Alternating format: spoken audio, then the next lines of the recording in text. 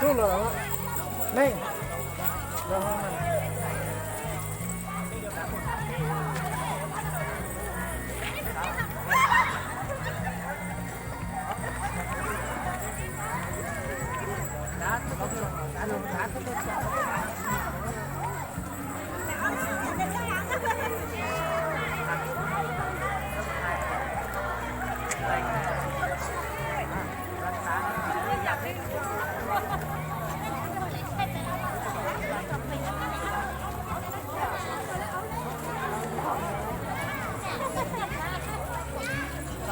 Sáu viên đá cũng lo.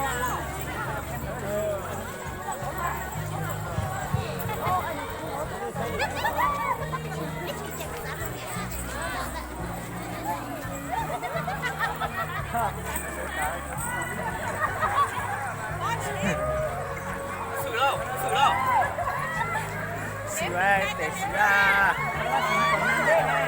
Xử không ai xử?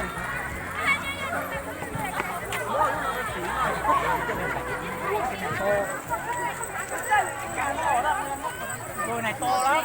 Nó Phải được coi như là có rồi. phải được cái đôi 7 không cơ.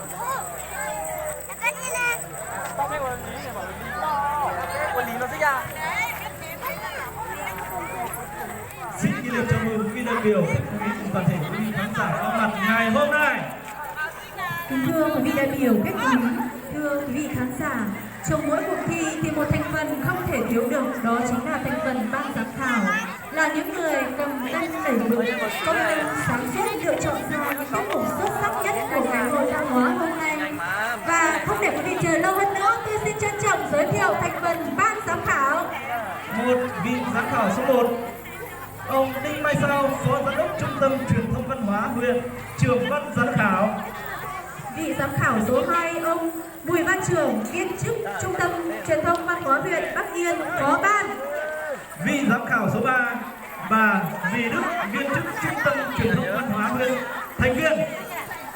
Để giúp ban thư ký tổng hợp các kết quả chính xác và nhanh nhất, tôi xin trân trọng giới thiệu thành phần ban thư ký. Đồng chí Hờ A Dê, công chức tư pháp xã Hang Chú. Xin kính mời ban giám khảo và ban thư ký vào vị trí làm việc. Đề nghị ngày hội chúng ta nổ một tràng pháo tay thật lớn cổ vũ cho ngày hôm nay. Vâng, sau đây xin phép được thông qua thể lệ đội thi như sau. Đội văn nghệ quần chúng các bản Kinh Hồ, Hang Chú, Ba Cư Sáng, Bá Hốc, Suối Hình, Nâng Lông. Mỗi bạn thành bây giờ tới là chùa đội văn khi được nghệ. có tuổi Diễn viên nghệ khi nhân đảng ủy tham phía gia sau là một những lâu ở người chùa đang đấy. sinh sống, học tập và làm việc trên địa bàn xã, có hộ khẩu thường trú tại xã hoặc tạm trú tại xã Hang Chú. Hội thi không phân biệt lứa tuổi nhưng không đưa các